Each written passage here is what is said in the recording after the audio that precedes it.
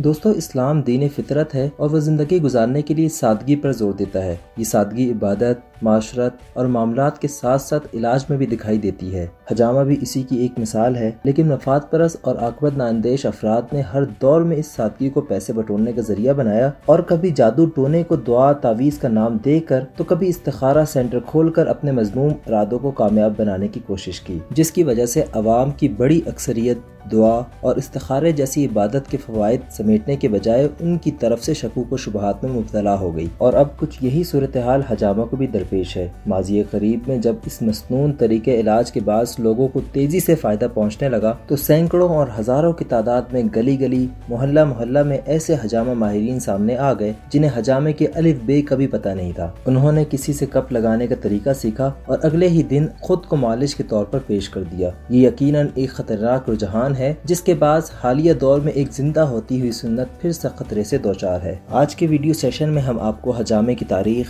इस्लाम में हजामे का मकाम, हजामे की अफादियत और दीगर चीजों के बारे में बताएंगे। लेकिन आगे चलने से पहले आपसे गुजारिश है कि रेड बटन पर क्लिक करके और बेल आइकॉन को प्रेस करके हाशमी टीवी के सब्सक्राइबर बनना मत भूलिए, ताकि ऐसी ही वीडियोस की नोटिफिकेशन आपकी जिंदगी में शामिल रहें। दोस्तों, हजामा करने का अमल जहाँ बज़ाहिर बहुत सादा और सस्ता है, वही मालिज के लिए उसका माहिर होना बहुत जरूरी है। शायद ही कोई मर्ज हो जिसका हजामे के जरिए इलाज मुमकिन ना हो। आजकल के जदीद दौर में जहाँ कैंसर, हेपेटाइटिस, शुगर, नफ्सियाती इमराज और पोशीदा इमराज समेत लातादाद ऐसे इमराज का इलाज लाखों रुपए लेकर किया जा रहा है, तो वहीं हजामे के जरिए चंद हजार रुपए में इसका इलाज किया जाता है। हर मर्ज के लिए जिस्म पर अलग अलग अंदाज में खराश लगाई जाती है और मखसूस पॉइंट पर कप लगाए जाते हैं। ये अमल कितनी देर जारी रखना है, खराश किस अंदाज में लगानी है, कब कितनी तादाद में लगेंगे और कितनी देर तक लगेंगे, कितने सेशन होंगे और कितने कितने वक्फे से होंगे, वो बीमारियां जिनका इलाज माहिर हजामा कर रहा है, दुनिया में इसका पहले से किन किन तरीकों से इलाज किया जा रहा है, बीमारी के पैदा होने के असबाब क्या हैं, दुनिया भर में इन बीमारियों की क्या क्या शक्लें हैं, इन तमाम बातों का इल्म एक माहिर हजामा थेरेपिस्ट को होना चाहिए। इसके अलावा इलाज के लिए वक्त और दिन का तयन भी अहमियत रखता है। मिसाल के तौर पर बहुत सी बीमारियों के लिए चांद की 17,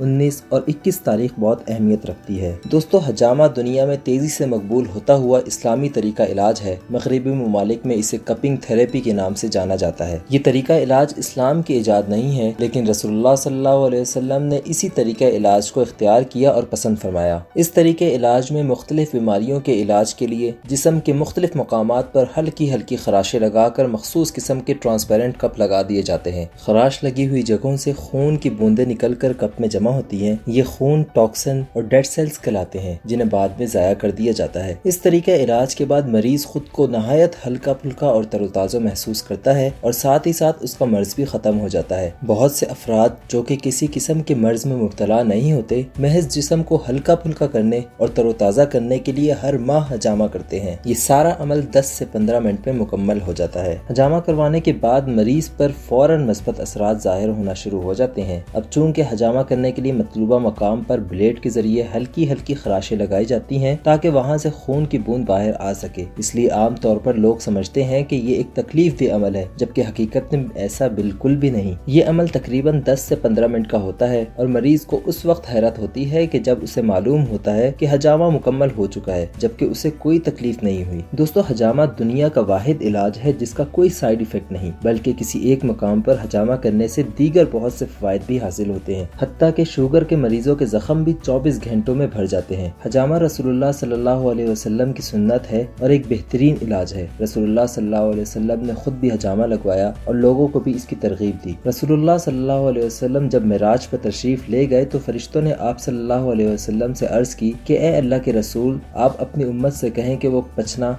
यानी हजामा लगवाएं। हजामा का जिक्र बहुत सी अहादीस की किताबों में भी मौजूद है। इमाम बुखारी अपनी हदीस की किताब सही बुखारी में एक हदीस नकल करते हैं कि हजरत इब्ने अब्बास रजी अल्लाह अन्हु से रवायत है कि नबी करीम सल्लल्लाहु अलैहि वसल्लम ने इरशाद फरमाया, शिफा 3 चीजों में है, हजामा लगवाने में, शहद पीने में और आग से दागने में, लेकिन मैं अपनी उम्मत को आग से दागने से मना करता हूँ। इसी तरह एक और हदीस में इब्ने अब्बास रजी अल्लाह अन्हु से मरवी है कि आप सल्लल्लाहु अलैहि वसल्लम ने एक मरतबा हजामा लगवाया, हालांकि आप रोजे से थे। इसी तरह एक और हदीस में इब्ने अब्बास रजी अल्लाह अन्हु से मरवी है कि आप सल्लल्लाहु अलैहि वसल्लम ने हालत एहराम में हजामा लगवाया। दोस्तों, हजामा किसी भी वक्त कराया जा सकता है, लेकिन नबी करीम सल्लल्लाहु अलैहि वसल्लम की हदीस मुबारक के मुताबिक चांद की 17, 19 और 21 तारीख को हजामा लगाना ज्यादा फायदेमंद है। दोस्तों, हमें उम्मीद है कि हमारी आज की वीडियो आपको जरूर पसंद आई होगी। पसंद आने की सूरत में वीडियो को लाइक करके फेसबुक और व्हाट्सएप के जरिए ज्यादा से ज्यादा लोगों तक शेयर कीजिए, ताकि इस तरीके इलाज के बारे में भी लोगों को मालूम हो। जल्द ही एक नए वीडियो सेशन में आपसे दोबारा मुलाकात करेंगे। तब तक अपना और इर्द गिर्द लोगों का ख्याल रखिए। अल्लाह हाफिज।